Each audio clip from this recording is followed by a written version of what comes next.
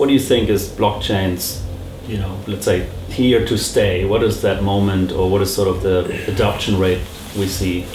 So that's very difficult, because what I have my particular vision where I want to do this and I want to do this, and I go out and I do it, and basically and so it gets done, and I know in that industry there's a customer and they're going to use it. So to me, I look at the individual business and I say, okay, what do you need? Okay, we can change this and this and this, and or the business usually comes to me and they say we want this for this reason, and you try to figure out why they want it. And so for the insurance companies, they said, we want blockchain for a pilot project, but they actually had no intent of integrating blockchain into their core company. So they said, yeah, it's a toy. Yeah, you have an innovation officer, and the innovation officer needs innovation initiatives, and he gets promoted and gets his bonus based on how many innovation initiatives he gets done, right? So he'll do 15 innovation initiatives a month, but they don't use any of them in the core business of the thing. Yeah. Yes, we're innovating. Look, I have an innovation officer, and he did 15 innovation initiatives, and they only did 4. But the things that he's doing have nothing to do with the company's core business. And any of the software they write gets thrown out. He checks the box, does a PowerPoint, gets his bonus, and then who the hell knows what it gets thrown in the trash. But the power company, so I look for the company like the power company, the publicly traded utility, and say, we want to do this, and they give us a project. And they say, we want this, and okay, we'll give it to you. And they'll say, okay, we're gonna do blockchain power meters for 300,000 houses. I'm like, okay, let's do it. Or we're gonna build a new housing development project in Australia, and there's a microgrid project, and they're gonna put solar on every roof and every house constructed in this development, and it's not gonna be attached to the main grid. It's gonna be running on its own grid, and the people who produce electricity get paid coins, and the people who consume pay coins into the network. So you build a decentralized microgrid that isn't attached to the main grid. So it's like, yeah, we have solar, but we sell it back to the power company. Well, no power company. We do a complete peer-to-peer. So there's people that are like an Chinese solar voltaic company that's doing a project in Australia, and say, okay, we want to be part of that project. We'll provide the hardware, we'll provide the software. You do this, you do this. And if that pilot works, then they're going to do every single new housing construction in a country. They might say, oh, they have to have the solar on the roof. They have to do it this way. So you start with these successful experiments, and then over 20, 30 years, you say, okay, the utility companies are dying. We don't need the utility companies anymore. We're going to generate our own electricity and sell it to our neighbors, and we don't even need to be hooked up to the grid anymore. Whereas right now we're in the intermediate stage, where before you had a coal power plant generates all your electricity, and you buy it from the power company. And the power company was basically a state monopoly. And now we have an intermediary where, yeah, I have some solar panels on my roof, and I'll sell my excess to the power company, and he'll sell it back to some other customer. Then the third thing is, we don't need the solar company anymore, because we're just connected right to our neighbors, and we're buying and selling to our neighbors in a local energy market. And there's no power company because we just have blockchain. It's a distributed marketplace. And so then we don't need the intermediary. So we're so that each of these markets is at different steps, and each country is at a different state. So like Austria was doing solar panel 20, 30 years ago when when it was very expensive and no one was using it, and they did it for their own reasons. They did hydroelectric before the green movement, or before the CO2 tax credit thing started. And so they push that for their own local reasons, and then other countries won't be adopting that model for 20 years, and some countries are just adopting it now, but this country adopted it 40 years from now. So I think I don't know that there's going to be a point in the industry where we say, okay, blockchain is here. It's on an individual, this company, this project, and that's what I look at. I don't, because I only am involved in individual projects as a company. I'm not the whole industry. I see this company doing this and this and this, and I say I don't want to be involved in that because that's bullshit, or that's going to fail, or yeah, you could do that, but it's so much work. Why would you do it? So I'm really interested in the jackpot projects where we know, like, okay, this is going to be successful. This is going to be adopted by society, and like this is the future. So I have a particular vision of where I think blockchain is going. And what I think where it's going is completely different than I think these other people. I completely disagree with 90% of the people. For instance, if we have IoT, there's a lot of companies say IoT, we're doing IoT, but they don't have any IoT. Like, where's your IoT device? Where's your sensor? Where's your customer? Who's paying for it? So they say, blockchain is great for IoT, but IoT doesn't exist. Most people don't have sensors in their house. They They don't have internet-enabled light bulbs. They can't control their air conditioner from their cell phone. Even if you could turn your air conditioner off from your cell phone when you're on the other side of the earth, who cares? It's irrelevant. You just pick up the remote and it doesn't add anything to the customer. So yeah, IoT is cool. Yeah, putting the sensors in the thing is cool, but it actually doesn't exist in our society. The whole society and all of our infrastructure has to be upgraded and changed, and the applications have to be found. And maybe IoT smart light bulbs, no one's going to buy them. They're just too expensive. It's useless. Who cares? Like, you can turn your light bulb on and off from your cell phone. Like, who cares? But there's going to be applications where you actually see IoT adoption, and then there's going to be applications too where they're doing payments. And if you have the IoT infrastructure and you have the payments, then you can have an ecosystem that uses blockchain.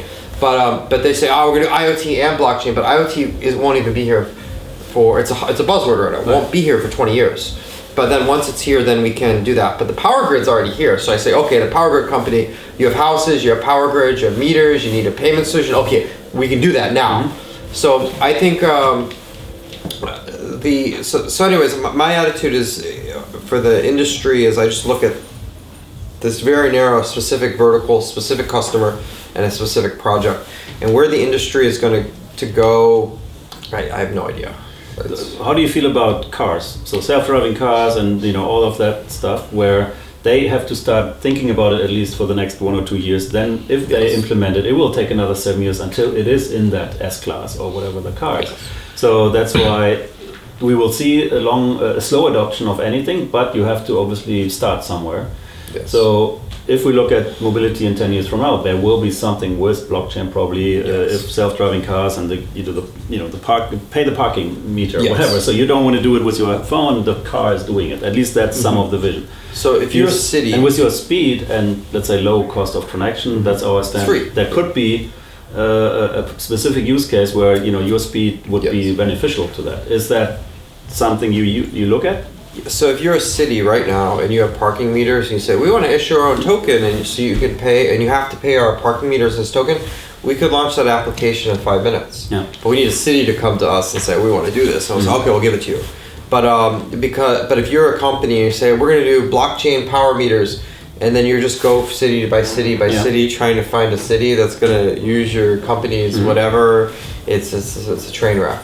Because all the demands are driven by the customer, so that we can do that. We can for parking meters, we can give the city a token, and they can pay the municipal fees in the token. They pay the property tax in the token. That's really easy because the blockchain is very well suited for payments. And I think when we see financial crisis, we've had a financial crisis in 2008, and we're gonna have another financial crisis. And like Deutsche Bank, you see all these like companies like ready to fall over like dominoes, and we'll do a bail-in and we'll do this, and the whole financial system is ready to fall over. It's always been that way. There's never been stability on Earth. It's been crisis after crisis after crisis, 10 to 20 crises a year, every year, forever, going back 2,000 years. So they say, we're gonna fix the problems, we're gonna pass this law, and all the problems are gonna go away. It's never happened. It never works.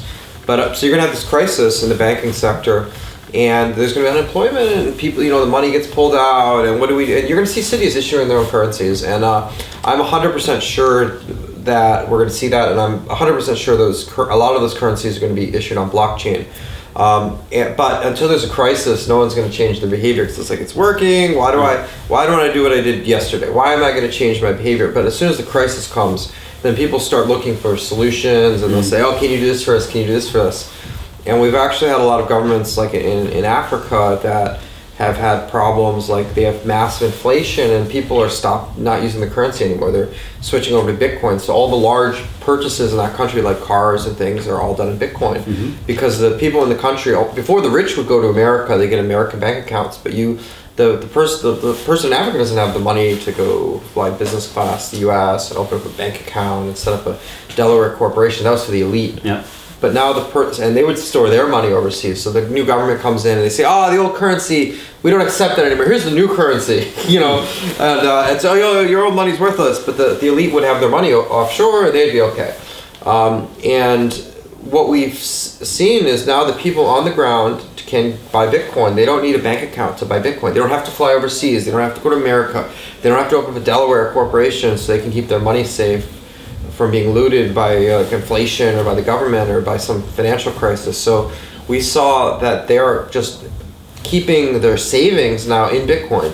And then the government's like, okay, if people are buying and selling all the large items with Bitcoin, then we can't tax them, we can't track them, we don't control their currency anymore. So they're saying we have to do our own cryptocurrency and make it as easy as Bitcoin, because people are basically using Bitcoin because the existing banking system does not provide the convenience that Bitcoin provides. Yeah.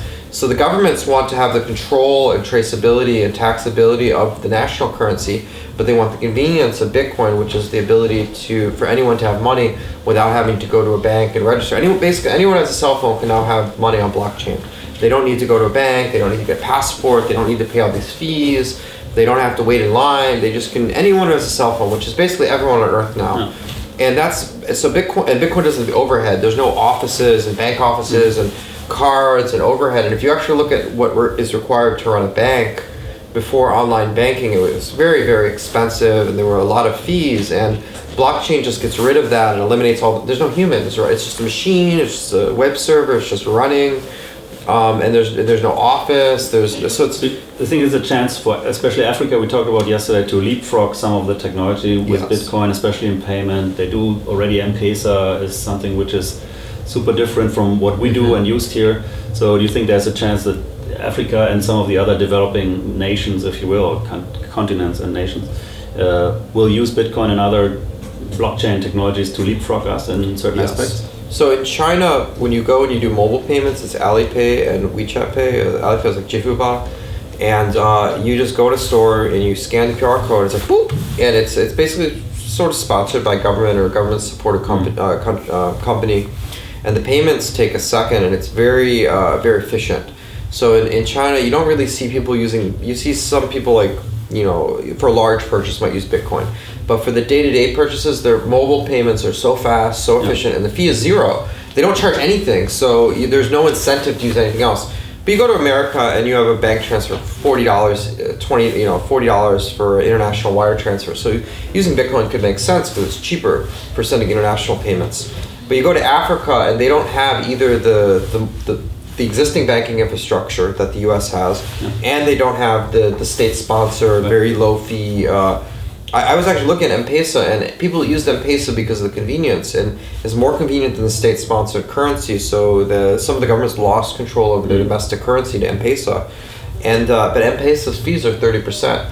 And if you're making $2 a day and you want to send someone $1, and they're charging a 30% fee for blockchain, it's gonna take over Africa because there's no alternative. The state is not strong enough, and the local domestic corporations are not strong enough to build up this infrastructure, and the ones that can do it are so corrupt that the fees are just ridiculous. Right.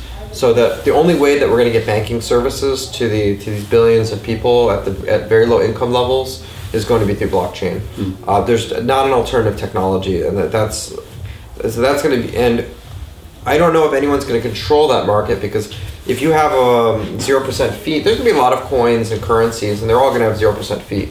So you might have a lot of users, but you don't have income. You don't have money. There's nothing really to siphon off. It's like, what would you have if you had a bank, but you didn't have any fees? Yep. Right? You have a company, and you have employees, and you have staff, but you're not making any money. And that's the model of the future. That's what Google did, which is, we give you the search engine for free, right? But then they had to make money on the advertising. Or Facebook will give you all this stuff for free. It's free, but then you have to figure out a way to monetize the user base. Right. And closing question: you live in China right now, and it's obviously a big, huge, complex market with a lot of advances, like Alipay and the payment and the WeChats and so on. The most advanced in payments. Exactly. And a lot of, let's say, talent, like AI, a lot of people going in this, and the gaming industry is switching to Bitcoin. A lot of young people are using it, and there's a lot of new generation Y, which is really active. China obviously wants to understand at least what's going on. Control is another word, and this morning they already started to, let's say, punish people when they do events in Beijing on Bitcoin and this apparently. And now they're doing even more, let's say, you call it control, but let's say they look after what's legit or not, and Yes. which is obviously a good thing if there's good offerings for good things. How do you see this evolving? Is this an entry where they could be actually going big in this and say, let's just make it our own way? China is very... It's complex. That's why I'm like, what is your take on this exciting market? So I live in China, and then I know all the exchange orders, and Thomas Reuters published an article saying China banned Bitcoin. So all these people are messaging me, did you hear China banned Bitcoin? I live in China, I talked to exchange order, and I told this guy, hey, you hear they banned Bitcoin? And he's like, the exchange was like laughing. He said, business as usual, whatever. Nothing changed. But it's all bigger than the China banned Bitcoin. And they said China banned Bitcoin 8 times. It never happened. There were some exchanges that were scamming people. They were rigging price quotes. You'd put in sell orders and buy orders, and they just cancel your sell order if it was below a certain price. And the price would go right up to the price where your orders didn't get canceled. Right. So they were front-running orders. They were giving people leverage and then screwing with the market to like steal people's collateral. So you deposit money, you do leverage trading, and then the exchange will trade against the users to wipe out their positions, to grab all their money. They were scamming people left and right, and the government went out and, hey, you did this thing, shut down. We're gonna arrest you. You shut down or we're gonna arrest you. Perfect. You scam them, so shut down or arrest you. And a lot of people fled the country. They took their money, they packed up, and the government China banned Bitcoin. It's like, no, the government went in. They had all these reports of these scammers. They cleared them out. And everyone who was scamming their users got shut down. And the exchanges that didn't cause a problem weren't bothered. But the Thomas Reuters, China's cracking down on Bitcoin. And the Chinese government will let the problem grow. They'll let them self-regulate. They say self-regulate. Like, if you do something, you're doing something bad, shut down your company before you arrest you. And they'll invite him down to the police station and, hey, they said you were doing this. Is this true? What do you want? And what do you want us to do about this? They don't. It's not like the United States. The United States, they'll arrest you, they'll fine you, they'll drag you through prison, they'll seize your bank account so you can't pay a lawyer to defend yourself, and they'll drag you. They'll drag you through the mud for like 10 years. In China, they're like, you're cordially invited down to the police station. I'm like, hey, they said you were doing margin trading and price rigging, and we got 40 complaints, and are these true? And if these are true, what should we do? What should we do about this? And the police like, go talk to the people you screwed over and figure out what you're gonna do. And some of the exchanges had to give the money back to the people that they stole from, or they had to shut down, or they so the police are more like mediating in there. So the government wants to keep it in check. So what they've done recently is people are doing these scam ICOs, where they're getting money from the grandmas, and they're dumping their life savings into the coins, and then the coins are just taking the money and running. And some of the CEOs of those companies, there's a microloan company, and this guy raised hundreds of millions of dollars in these little loans. And he took the money from the users and stole it. And then he goes in the media publicly and he says, ha ha ha, you stupid fox, I took your money, look how smart I am. And like, you have to arrest that guy. So the Chinese media the Chinese government went in and they started to clear out some of the scam ICOs and the worst ones. But most of the coins didn't have a problem. So we did a conference and we're at the Hilton, and we're left alone. And some other coins doing an ICO, and they go to the same conference the next day, and the police come and shut them down. So it's like it depends. Like, are you a technology company? Are you just raising money from investors? Are you scamming people? Are you and I know the people in China that are involved in the scams, and I don't think in the United States they would have been just arrested and put in jail for 20 years and had their assets frozen. And in China they just were told please self-regulate, and the government was it was too fair. I think it's everyone was assuming that guy has to go to prison for this.